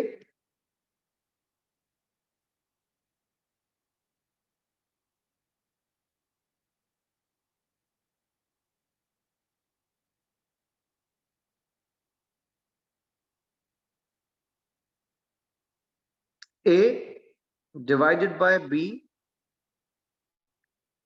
मल्टीप्लाइड बाय C करके करेंगे।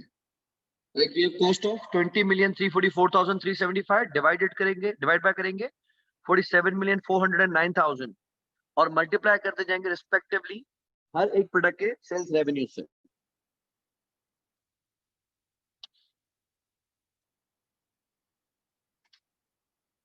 That is around 42.9%।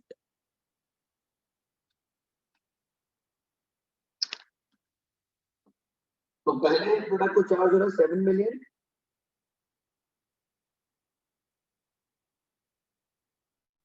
311, 856।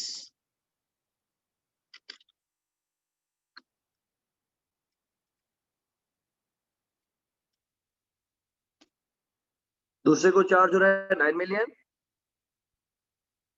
440,000, 744।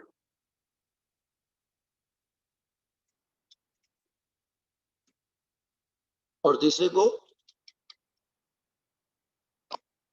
3,591,000,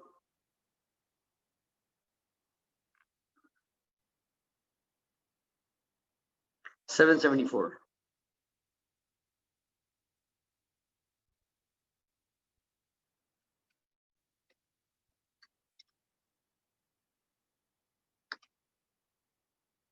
यस, किसी को कोई कंफ्यूजन है? Start telling me cost per unit.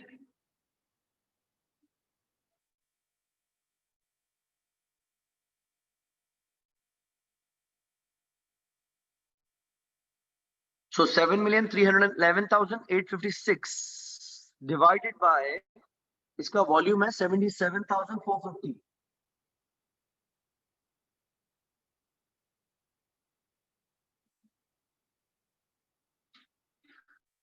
अरे आपने देखिए क्या करना है कि हमारा खर्चा है टोटल जो ऊपर हमने कैलकुलेट किया यहाँ पे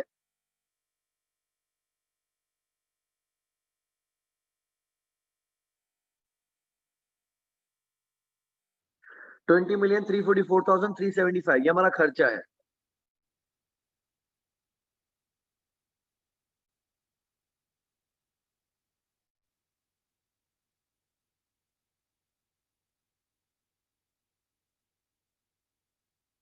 इसको हमने डिवाइड करना है एस्टिमेटेड सेल्स रेवेन्यू से that is 47,409,000।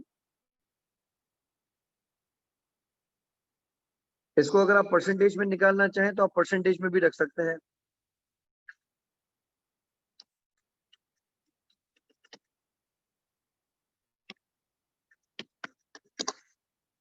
That is around 42.91 million 9%, 42.91%।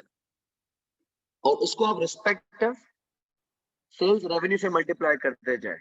तो जेपी 1 का सेल्स रेवेन्यू है 17,039,000, उससे मल्टीप्लाई करेंगे तो will be getting that cost. Okay, coming back to cost per litre, इसको हम डिवाइड करेंगे, वॉल्यूम इज 77,450। तो हमारी कॉस्ट पर लीटर कितनी आ रही है?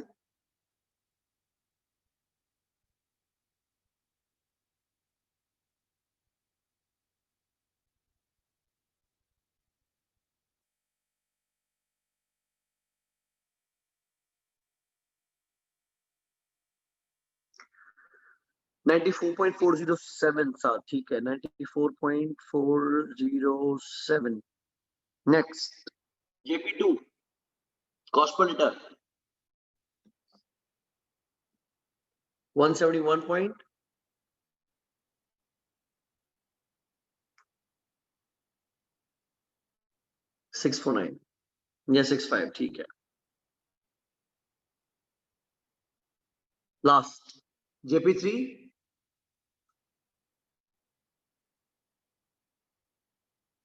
133.028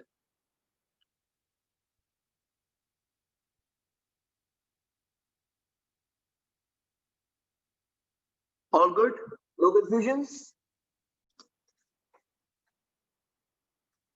incidental to production of these three products another joint product is also produced okay let me correct this it's byproduct byproduct is also produced during the month of November 2020 2,40,000 kilograms of wheat were input in grinding process 3% of input is normally lost during process or cost of wheat per kilogram is 18 rupees per kg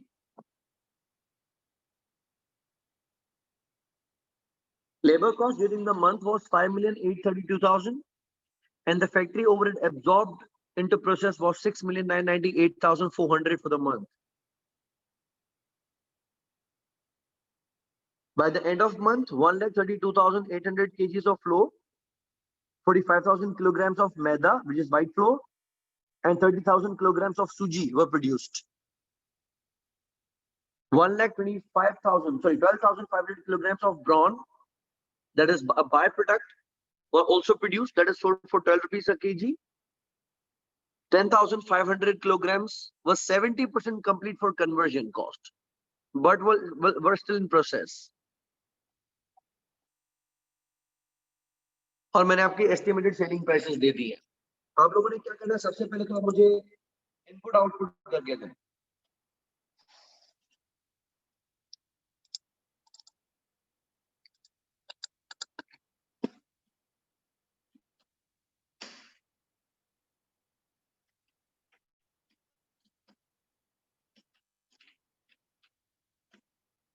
input output let me know if there is any abnormal gain or loss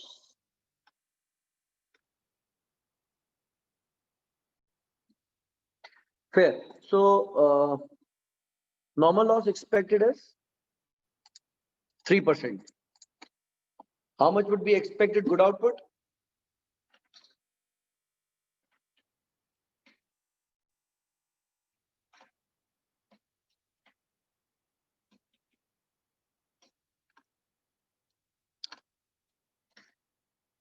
2,32,800 let's verify against output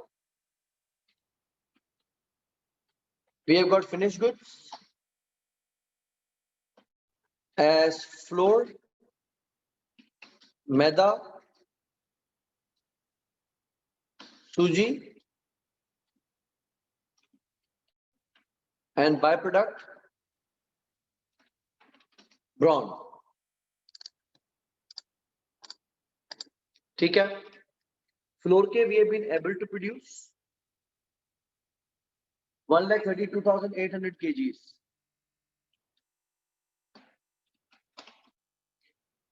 and 45,000 kgs of maida 30,000 kilograms of suji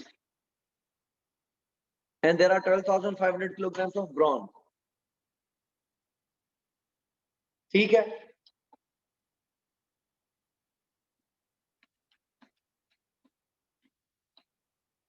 next we have got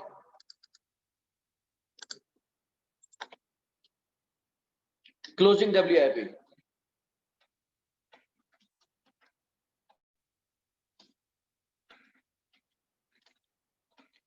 closing WIP में कितने units हैं 10,500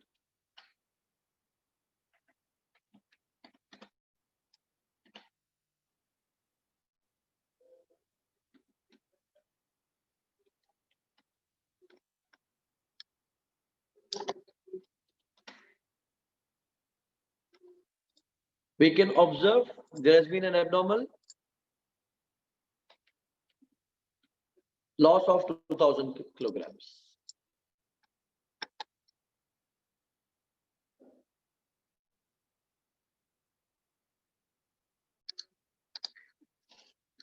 Now calculating process cost.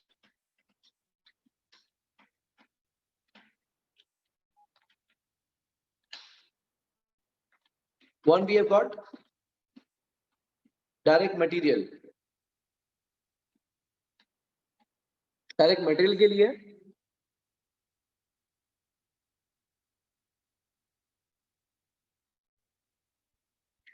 we have got 2,40,000 kilograms at 18 rupees each.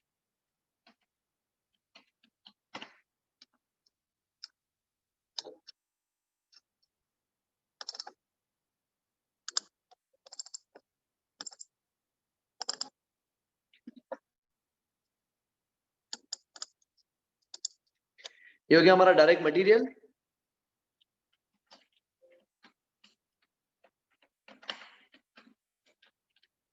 Direct labor. Cost of direct labor is 5,832,000.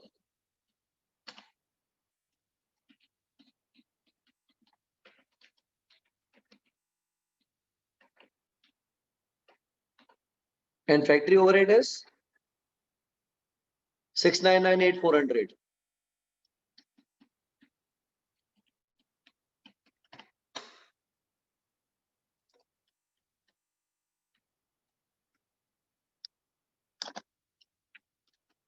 ये हो गया हमारी process cost.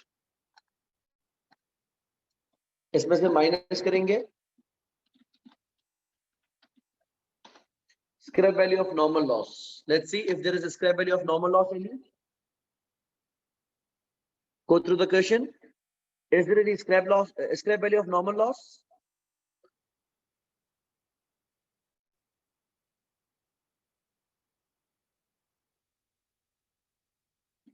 No.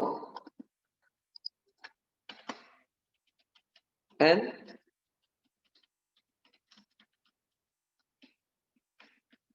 value of byproduct?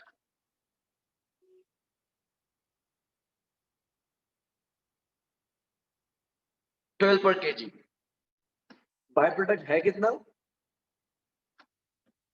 12,500 multiplied by 12 per kg.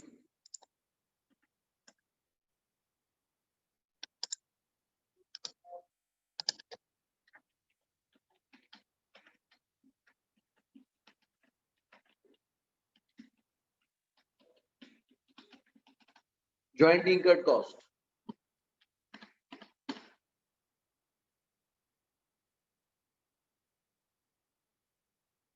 अच्छा, अब एक चीज आप याद रखेंगे कि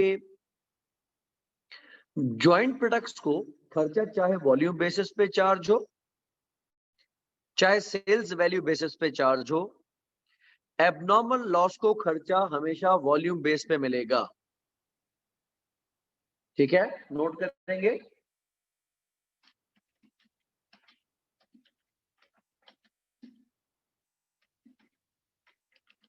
Abnormal loss will always be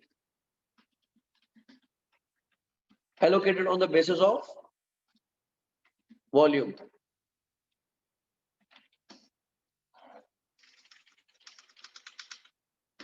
Abnormal loss को हमेशा वॉल्यूम के बेसिस पे दिया जाएगा.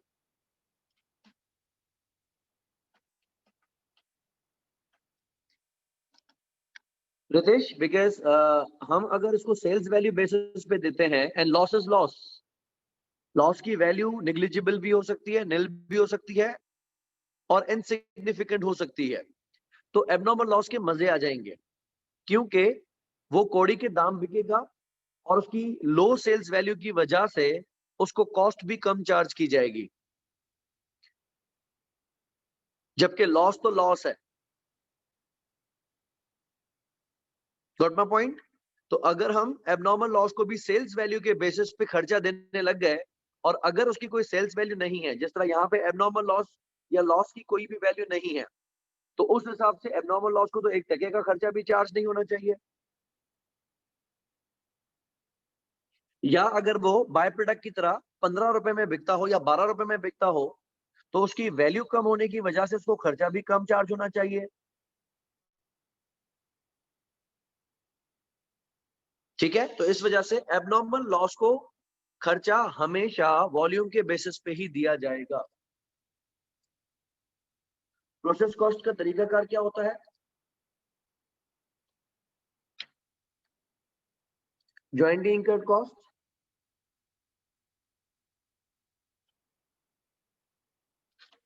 डिवाइडेड बाय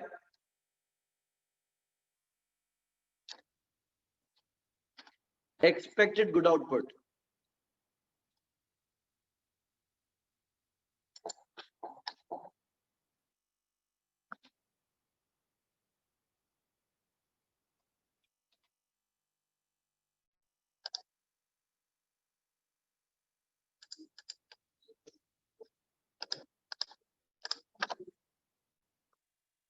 ठीक है, हम कैसे करते हैं? जो भी हमारी जॉइंटली इंकर्ड कॉस्ट है उसको एक्सपेक्टेड गुड आउटपुट से डिवाइड कर देंगे। क्योंकि आप बाय प्रोडक्ट को खर्चा दे चुके हैं तो मैं बाय प्रोडक्ट को भी हटा रहा हूं यहां से। तो कॉस्ट कितनी रख रहे हैं? ये वाली।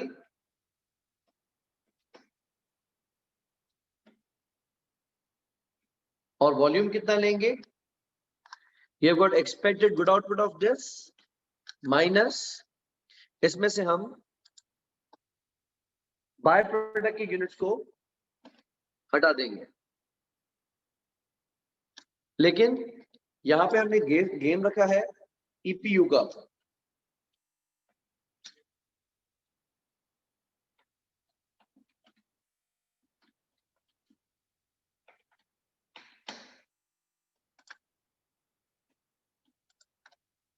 How do we calculate equivalent production units?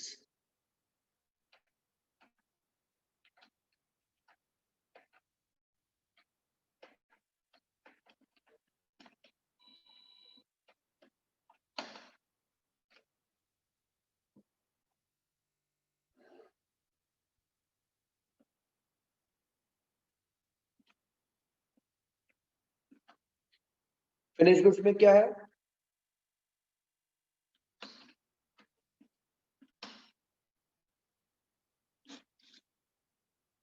Floor, मैदा, सूजी,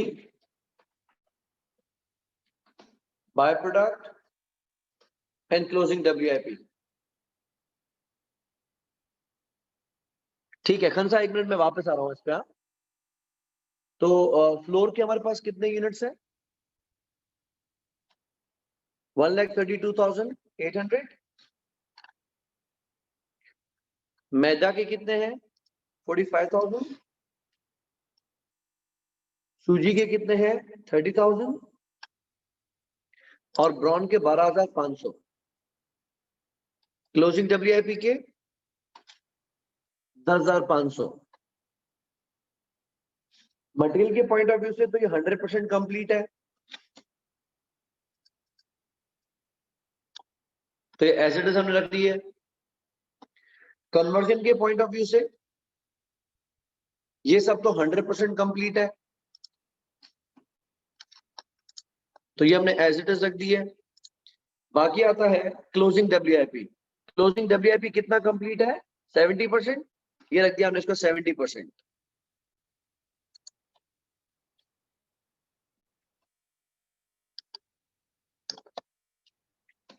One more thing, that is abnormal loss.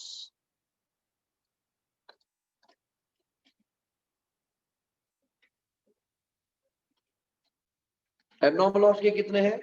2,000।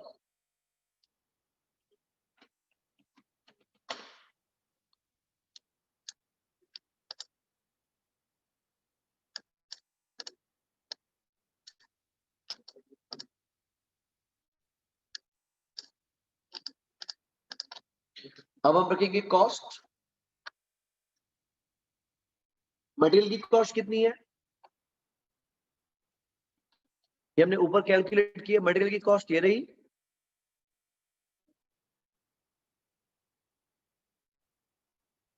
इसमें से नॉर्मल लॉस की स्क्रैप वैल्यू तो नहीं है, बल्कि ज्वाइंट प्रोडक्ट ही है, हमने माइनस कर दी।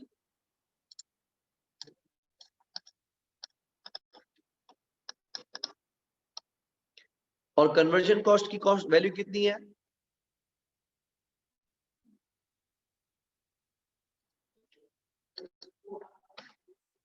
क्योंकि कन्वर्जन कॉस्ट की वैल्यू हम कैलकुलेट करेंगे अब कॉस्ट पर ईपीयू।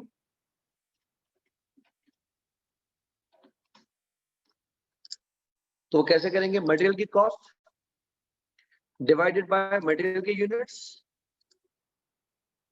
लेबर की कॉस्ट डिवाइड बाय लेबर के यूनिट्स।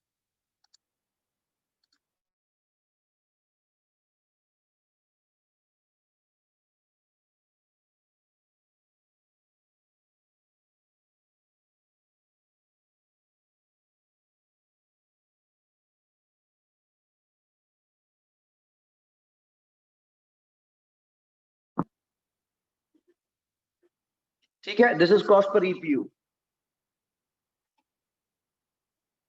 अब हम वैल्यूएशन करेंगे एबनॉर्मल लॉस की। खंसा फॉलो करिएगा बात को। एबनॉर्मल लॉस के हिसाब से हमारे मटेरियल के कितने यूनिट जाया हुए हैं? 2000 इंटू कॉस्ट पर ईपीयू। और कन्वर्जन के पॉइंट ऑफ व्यू से कितने यूनिट जाया हुए हैं? 2000 इंटू कॉस्ट पर ईपीयू।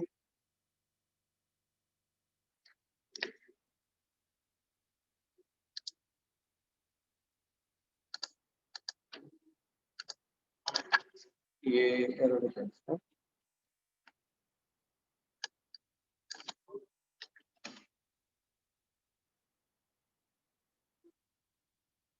ठीक है, तो एबनॉर्मल लॉस की टोटल वैल्यू कितनी बन गई?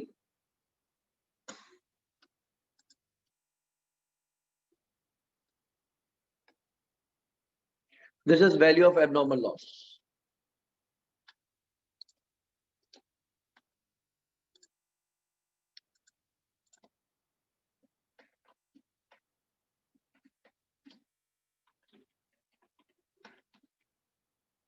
बाकी रहेगी कॉस्ट फॉर जॉइंट प्रोडक्ट्स। ये खर्चा है जो कि हमें जॉइंट प्रोडक्ट्स को चार्ज करना है।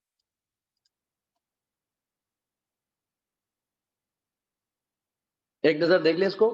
हमने यहाँ पे बना लिए इक्विवेलेंट प्रोडक्शन यूनिट्स और देख लिया कि मटेरियल के पॉइंट ऑफ व्यू से कितने यूनिट्स कंप्लीट है, कन्वर्जन के पॉइंट ऑफ व्यू से कितने यूनिट्स कंप्लीट है।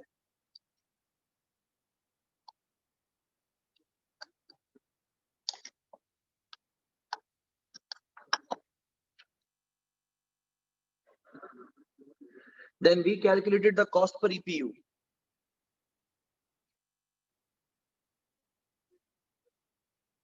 On that basis हमने कैलकुलेट किया एबनॉर्मल लॉस। अगर आप पार्ट ए को फॉलो करते हैं,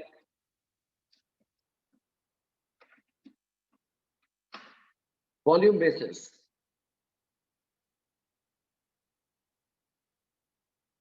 तो हम इस कॉस्ट को, जो रिमेनिंग हमारी कॉस्ट है, इसको वॉल्यूम के बेसिस पे ही चार्ज करेंगे तो हमारा ईपीयू वाला सेटअप सही रहेगा। मिसाल, हमारे पास एक है फ्लोर,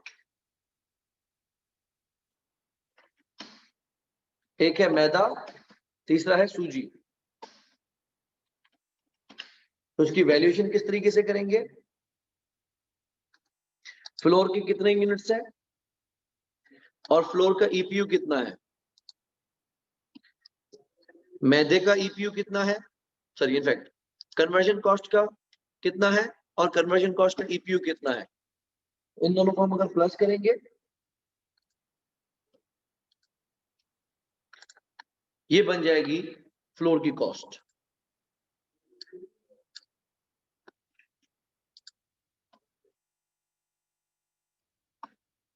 मटेरियल के पॉइंट ऑफ व्यू से मैदा कितना कंप्लीट है? 45,000 into cost per EPU. Conversion के पॉइंट ऑफ व्यू से मैदा कितना कंप्लीट है into cost per EPU.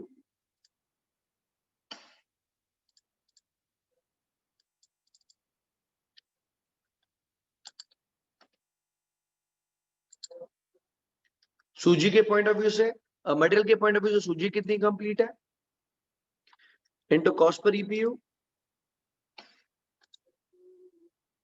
Conversion के पॉइंट ऑफ व्यू से सूजी कितनी कंप्लीट है into cost per EPU.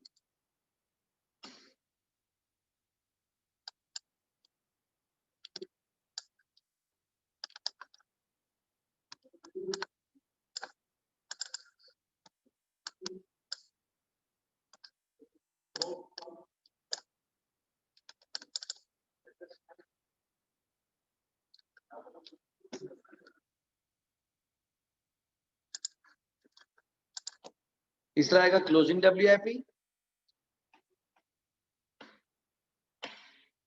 Closing WIP material के पॉइंट ऑफ व्यू से कितना कंप्लीट है into cost per EPU, closing WIP conversion के पॉइंट ऑफ व्यू से कितना कंप्लीट है into cost per EPU.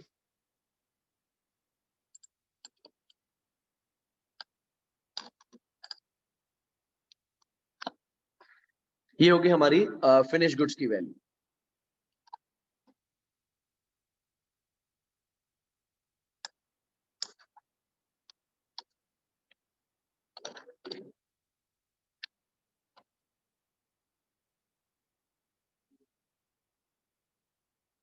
Okay तो आज के लिए मैं इसको यहाँ पे पॉज दे रहा हूँ because we are out of time now.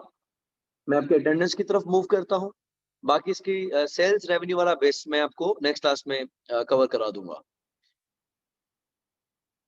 And I personally believe कि ये समझने में भी आपको थोड़ी ट्रबल होगी, तो I will be sharing this Excel file with you. इसको एक नजर देख लीजिएगा, अगर कंफ्यूजन बरकरार रहती है तो will be solving this again.